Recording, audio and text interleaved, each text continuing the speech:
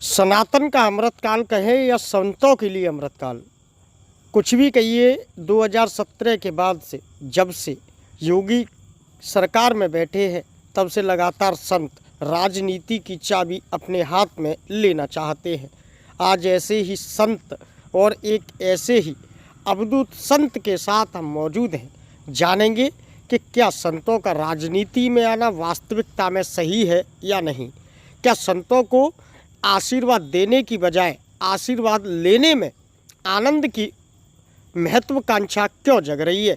क्योंकि अब तक संतों के हाथ आशीर्वाद देने के लिए उठते थे, अब संतों के हाथ आखिरकार आशीर्वाद लेने के लिए क्यों झुक रहे हैं। देखिए पूरी रिपोर्ट। सनातन का अमृतकाल कहें या फिर संतों के लिए अमृतकाल।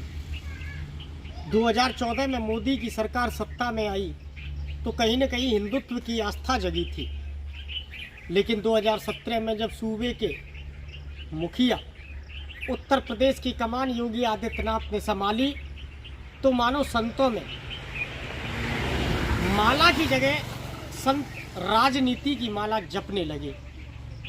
राम भजन की जगह संत राजनीति की धुन का राग गाने लगे। बात साक्षी महाराज उन्नाव के सांसद की करें या फिर अलवर के सांसद बाबा बालकनाथ जी की, एक और जहां उत्तर प्रदेश की कमान योगी आदित्यनाथ जी के हाथों में है, तो वही दूसरी ओर राजस्थान में इस समय चुनाव की गर्मी जोरों पर है। मौसम जरूर सर्द होने जा रहा है, लेकिन राजनीतिक पारा राजस्थान में चढ़ने जा रहा है। राजनीतिक पारे के बीच अलवर के सांसद बाबा बालकनाथ लगातार मुख्यमंत्री की पद की दावेदारी करते हुए दिखाई दे रहे हैं। संतों का राजनीतिक गान करना कहाँ तक सही है और सार्थक है, इसकी विशेष चर्चा के लिए आज हम एक ऐसे ही संत के बीच पहुंचने वाले हैं। एक ऐसे ही संत का मार्गदर्शन प्राप्त करने वाले हैं। एक ऐसे ही संत से बात करने वाले हैं जो संत किसी परिचय के मोहताज नहीं है। जन जन के बीच जागरूक, जन जन के बीच सनातन की जन चेतना जगाने वाले बाबा संत पागल बाबा जी महाराज का आज सानिध्य में प्राप्त होने जा रहा है। पागल बाबा जी महाराज से जानेंगे कि संत जो कि माला हाथ में रखते थे, कहते हैं कि संतों के एक हाथ में माला और एक हाथ में भाला होता है, लेकिन अब संतों का तीसरा हाथ कहाँ से पैदा हो गया जो संत अब राजनीति की माला भी थामने की बात कर रहे हैं। संतों के हाथ में भजन की माला होनी चाहिए थी, लेकिन संत अब फूलों की माला की ओर आखिरकार क्यों बढ़ रहे हैं। राजनीति की ओर संत क्यों बढ़ रहे हैं। क्यों आखिरकार जनता राम के नाम पर संतों को वोट देना चाहती है। पहले राजनीति धर्म में हुआ करती थी, लेकिन अब धर्म से राजनीति चल रही है। वर्तमान में चल रही धर्म से राजनीति कहाँ तक सार्थक है, विस्तार से चर्चा करेंगे। बाबा पागल जी महाराज से चलते हैं उनके आश्रम पर विस्तार से राजनीतिक चर्चा के लिए। हम अपनी टीम के साथ पहुंच चुके थे उस दिव्य भव्य और सुंदर संत के सुंदर वीर बलवान बजरंगी के चरणों में। सर्वप्रथम वीर बजरंगी के चरणों के दर्शन किए और महाबली के उस भव्य दिव्य अनूठे मंदिर का और मंदिर के विग्रह का दर्शन किया, जिसके लिए महावीर वीर बजरंगी जाने जाते हैं। सनातन की अनंत यात्रा शुरू हो रही थी। दूर से हमें अवधूत संत पागल बाबा जी महाराज का आश्रम दिखाई दे रहा था। आश्रम रमणीक था। सनातन से आस्था जुड़ी है, हिंदुत्व का प्रतीक है सनातन। हरियाली चारों तरफ एक जगमग रोशनी की तरह दिख रही थी, जिससे कि आस्था का सैलाब का समंदर भी हमारे अंदर उमड़ पड़ रहा था। आश्रम के अंदर प्रवेश करते ही हम परम पूज्य अवधूत संत पागल बाबा के चरणों के सानिध्य में पहुंच गए। पागल बाबा जी महाराज अपने शिष्यों के साथ और भक्तों के साथ सनातन की प्रेम अगाध बातें उन्हें बता रहे थे। उनके भक्त वहाँ पर पहुँच रहे थे और उनके भक्त फूल मालाओं से परम पूज्य अवधूत संत जी का स्वागत सम्मान कर रहे थे। अवधूत संत भी अपने भक्तों को सनातन की अगाध यात्रा और सनातन के प्रति दृढ़ संकल्पित होने की बात कह रहे थे। संत राजाखेड़ा से विधानसभा उम्मीदवार भी माने जा रहे हैं। राजनीतिक पारा राजस्थान में इस समय पूरी अपने नवाब पर है। अलवर के सांसद बाबा बालकनाथ एक और जहां मुख्यमंत्री पद के प्रबल दावेदार दिख रहे हैं, तो वही वसुंधरा का कद जो भाजपा ने घटाया है, तो वसुंधरा के फूल भाजपा के लिए राजस्थान में सूल बनने का काम करेंगे। एक और कांग्रेस बदलाव नहीं बहाव की बात कर रही है। कांग्रेस की प्रियंका गांधी वाड्रा लगातार कह रही है कि अशोक गहलोत के नेतृत्व में एक बार पुनः कांग्रेस की सरकार राजस्थान में बनने जा रही है। भगवा और कांग्रेस के बीच में चल रही राजस्थान की लड़ाई में जीत किसकी होगी, यह तो आने वाला समय ही बता पाएगा। लेकिन वर्तमान में भारत की राजनीति धर्म के इर्द गिर्द घूम रही है। संतों का भजन की माला छोड़कर राजनीतिक माला पकड़ना कितना सार्थक है, इसकी चर्चा के लिए आज हम आप पहुंचे हैं अपनी टीम के साथ मनिया स्थित अवधूत संत पागल बाबा जी महाराज के आश्रम पर, और हमारे बीच में मौजूद है पागल बाबा जी महाराज। कहा जाता है कि संतों को राम का गुणगान करना चाहिए, लेकिन संत राम के गुणगान की जगह अब राजनीतिक गुणगान करने लगे हैं। उन्नाव के सांसद साक्षी महाराज हो या फिर गोरखनाथ के गोरख पीठाधीश्वर योगी आदित्यनाथ जी महाराज, अप्रैल 2017 में जब योगी आदित्यनाथ ने सत्ता की बागडोर संभाली, तब से संतों को राजनीति का चस्का इधर इस कदर चढ़ गया है कि संत राजनीति की माला को फेरने में लगे हुए हैं और राम की माला को पूरी तरह भूल चुके हैं। कहीं न कहीं सूत्रों से खबर आ रही है कि बाबा पागलदास जी महाराज धौलपुर से विधानसभा के पूर्ण तरह उम्मीदवार माने जा रहे हैं। क्या धौलपुर के अगले विधायक होंगे पागल बाबा जी महाराज, विस्तार से चर्चा करेंगे पूज्य अवधूत संत जी के साथ। गुरुजी आपका चैनल पर हार्दिक अभिनंदन व स्वागत है। गुरुजी, संतों का राम धुन को छोड़कर राजनीति धुन अपनाना कहाँ तक सार्थक और कहाँ तक सही लग रहा है आपको? नहीं, संत कभी जो है राम नाम को नहीं छोड़ सकते। राम नाम के बगैर साधु संत कभी जीवित नहीं रह सकते। इसी तरह से जैसे परमात्मा के बगैर इंसान जीवित नहीं रहता है, इसी तरह से बगैर राम नाम के तो हमारा कुछ नहीं है संसार में। हाँ, संत लोग ये चाहते हैं, जैसे संत लोग जनता में घूमते रहते हैं, भाई जनता ही तो संतों का भरण पोषण भी करती है। हमारे पास तो कुछ है ही नहीं, तो हमारा उधर पूर्ति वैसे भगवान सबकी करते हैं, पर फिर भी तो जनता ही करेगी ना। तो अगर जनता में अत्याचार होता है या राक्षस कोई प्रबल बन के आ जाता है, तो हम लोग क्या सोचते हैं कि बच्चे कैसे स्वतंत्र होंगे। तुम्हारे किसी बच्चे को कोई घेर लेता है तो उसको तुम मतलब आज़ाद कराने की सोचेंगे। तो हमारा जो क्षेत्र है, राजाखेड़ा क्षेत्र है, जो वो राक्षसी से जो दबा हुआ है, विशेष ज़्यादा तरह से कोई भी कार्य हल नहीं हो पा रहा है जनता का। ऐसी राक्षसी गिरी चल रही है, दुष्टता दिखाई दे रही है कि बच्चे वहाँ की वहीं मतलब मूक हो गए हैं, कुछ कह नहीं पा रहे हैं, उनके लिए कुछ नहीं हो पा रहा है। तो हमारा कहने का मतलब है जो राजनीति है, राजनीति अगर बिगड़ती है तो संत ही संभालते हैं। भगवान राम ने संभाली थी उस समय अयोध्या के राजा राम बने थे, तो वो तो भगवान थे।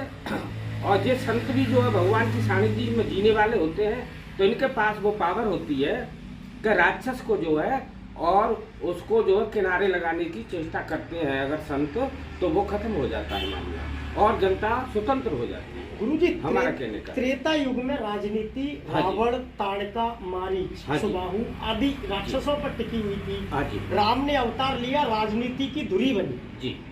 कलयुग में कौन से राक्षस है जो राजनीति को बिगाड़ने की कोशिश कर रहे हैं?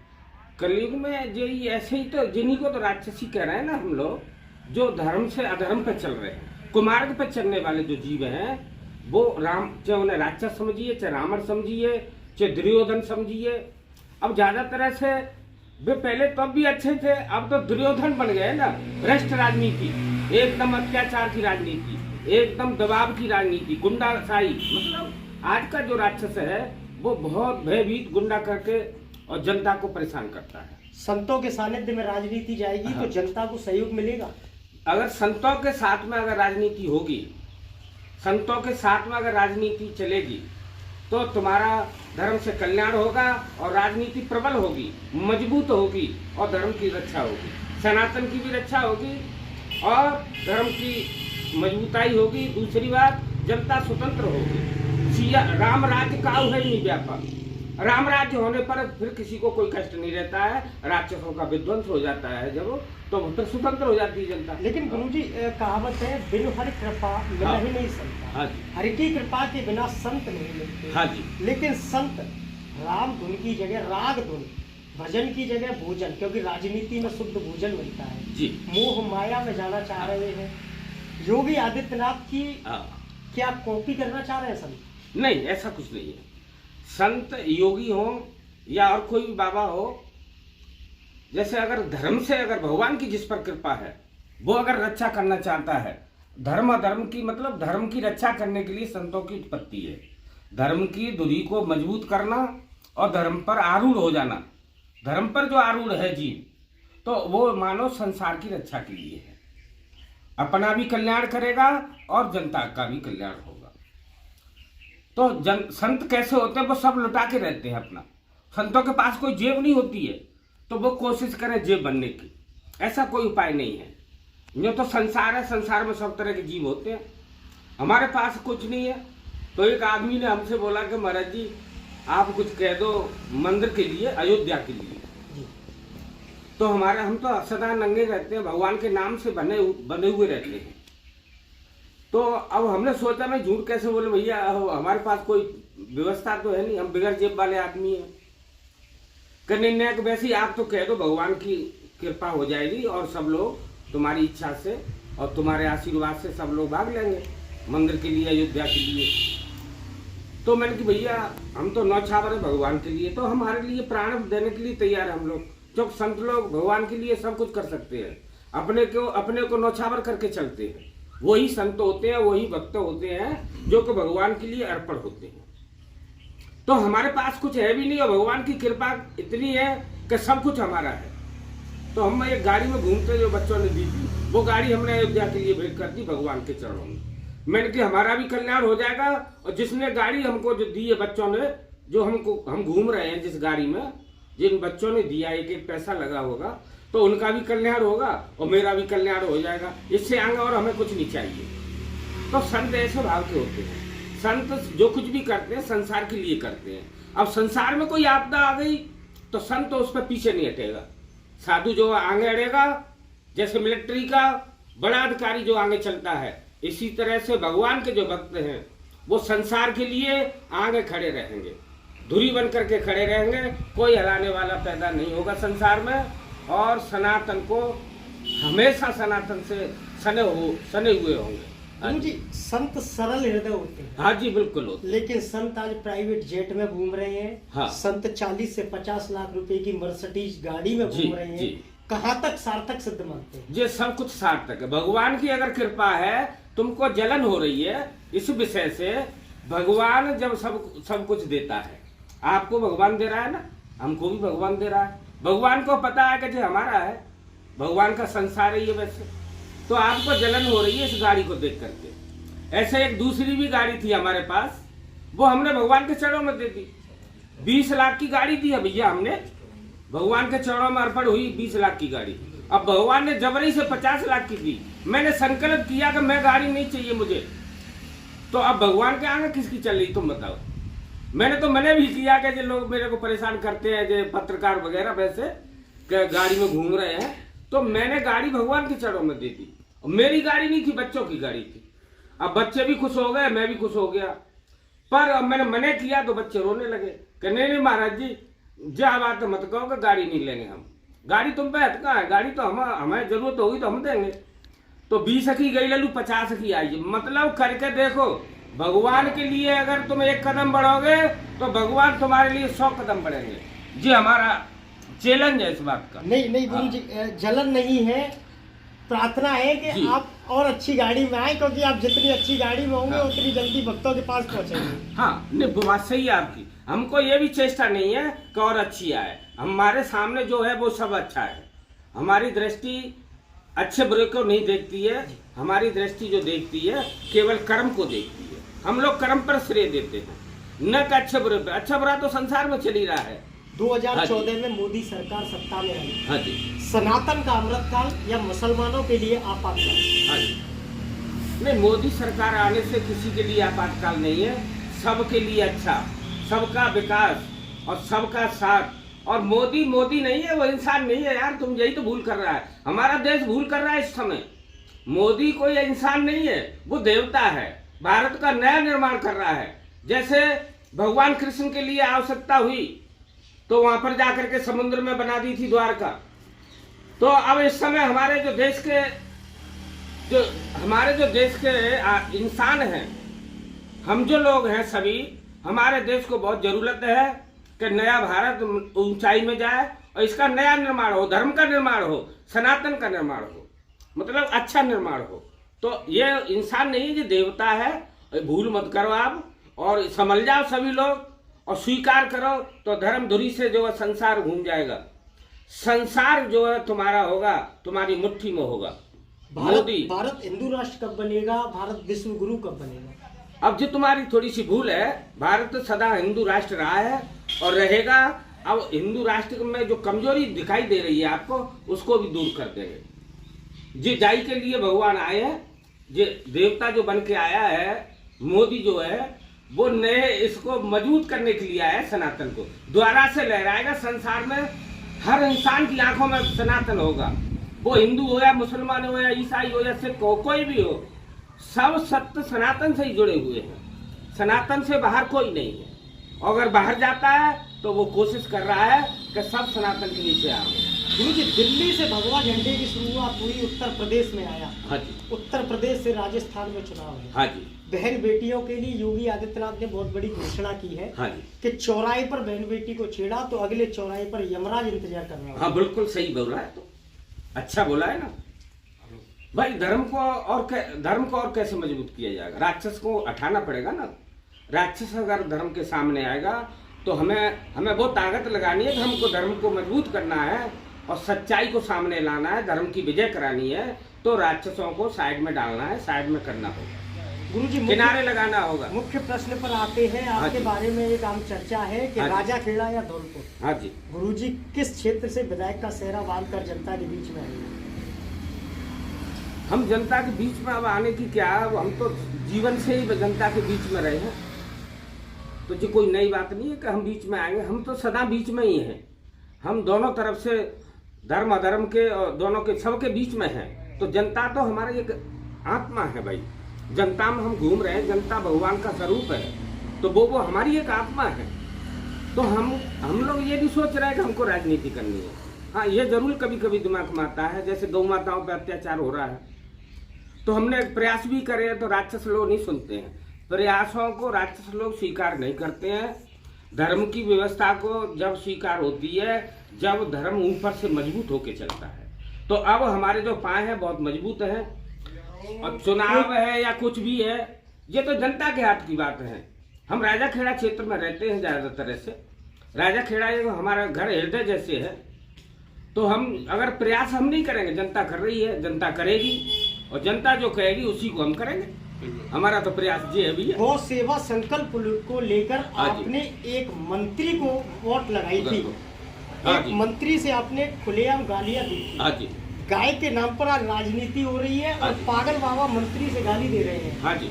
गाय के नाम पर एक संत का उग्र होना, हाँ जी, कारण क्या रहा? कारण ये है कि हम लोग थोड़ा सा जब रोडों पे हम घूमते हैं ना, हम तो पागल है नाम से भी भाई। तो हम लोग रोडों पे घूम रहे हैं, दिनों रात घूमते हैं। जब दिनों रात हम जब रोड पे घूम रहे हैं तो अत्याचार देखते हैं हम लोग। ये तो गुंडे एक दिन हाथ जोड़ते हैं और घर जाके सो जाते हैं कोटिन में। अब इन पे समय नहीं है कि हम क्या जनता के बीच जाएं। क्यों? तो उल्टा सीधा कमा रहे हैं, माल मार रहे हैं और मैं भीतर जमा करने लगे। जमा कैसे करना है, निकालना कैसे है, कौन को मारना है, कौन को पीटना है, कहाँ से खाना है, तो इनकी तो चेष्टा जे रही।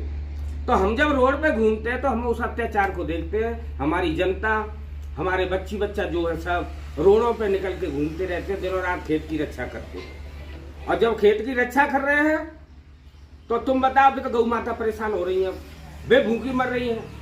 अगर रक्षा नहीं करते हैं बच्चे तो बच्ची बच्चा भूखे मरते हैं। तो ये अत्याचार कौन का है? राक्षस का। अगर राक्षस व्यवस्था बना दे तो कोई दिक्कत नहीं आए, हम भी स्वतंत्र वे भी स्वतंत्र, कोई दिक्कत नहीं है। तो ये क्या है, धर्म अधर्म की जहाँ व्यवस्था आ जाती है वहाँ थोड़ा सा हमको बोलना पड़ता है। और राक्षसों ने हमसे हाँ करी और 4 महीने 4 साल कट गई, राक्षसों ने कोई बात स्वीकार नहीं करी है। इनको कहते हैं राक्षस। कांग्रेस और भाजपा में हम भाजपा को धर्म रूपी सरकार मान लेते हैं। नहीं, ये तो दोनों सरकार हैं, वो कोई इससे हमारा कोई विषय नहीं है। हमारा विषय धर्म से, धर्म और अधर्म से। अगर राजस्थान में धर्म का झंडा बुलंद हुआ तो हाँ। गायों के लिए क्या संकल्प रहेगा? हाँ। पागल बाबा की ओर से। हाँ, धर्म की तो सदा विजय होती है और हम जो कह रहे हैं हमारा जो संकल्प है वो पूरा भी होगा। क्यों? कि अच्छा संकल्प, उत्तम संकल्प सदा पूरा होता है। हमारा कहने का है धर्म का संकल्प है और भगवान हम पर कृपा भी करेंगे और हमारा संकल्प पूरा होगा। उसको कोई रोकने वाला नहीं। अपील या कोई संदेश अपने हाँ। भक्तों के लिए, अपने शुभ चिंतकों के लिए? हाँ, हमारा बच्चों से एक ही संदेश है कि थोड़ा सा जागृत हो जाएं, दबाव में नहीं आए। परमात्मा जिसका रक्षक हो, कहते नहीं है कि राजा करे न जोगी और राम करे सो होगी। राक्षसों से भयभीत होकर के हम कब तक जिएंगे? विचार करो। तो हमको स्वतंत्र भी होना होगा और भगवान की शरण लेनी पड़ेगी। धर्म की जब हम शरण लेंगे तभी हमारी तुम्हारी सबकी विजय जरूर होगी। अगर हम धर्म की शरण में जाते हैं तो धर्म विजय होता है और धर्म विजय होता है तो सनातन का भगवा झंडा बुलंद होता है। ये कहना है अवधूत संत पागल बाबा जी महाराज का। राजा खेड़ा मेरा आत्मा है और मेरा हृदय है। अगर मेरी जनता मुझे प्यार देगी तो मैं राजा खेड़ा की जनता के साथ उनकी सेवा में 24 घंटे मौजूद रहूँगा। गायों को लेकर अक्सर उग्र होने वाले पागल बाबा जी महाराज ने कहा है कि सरकारें सिर्फ अपनी राजनीति करती हैं, चाहे वो गाय के नाम पर हो या किसी धर्म के नाम पर। राजनीति गायों के नाम पर अब किसी भी कारण से नहीं होने देनी जानी चाहिए होगी। राजस्थान में इस बार बदलाव होगा। प्रथा बदलेगी या पर्दा बदलेगा यह तो आने वाला समय बताएगा। लेकिन अपने उतार चढ़ाव वाली बातों के बीच में राजनीति की पराकाष्ठा और राजनीति की ओर कदम बढ़ा रहे पागल बाबा जी महाराज एक बार राजा खेड़ा के अपने सभी भक्त और शुभचिंतकों और स्नेहियों से प्यार मांगकर आशीर्वाद देकर उनकी और उनके क्षेत्र की सेवा करने के लिए तत्पर कर्तव्यबद्ध है। अपने साथी के साथ शेखर पंडित, आगरा।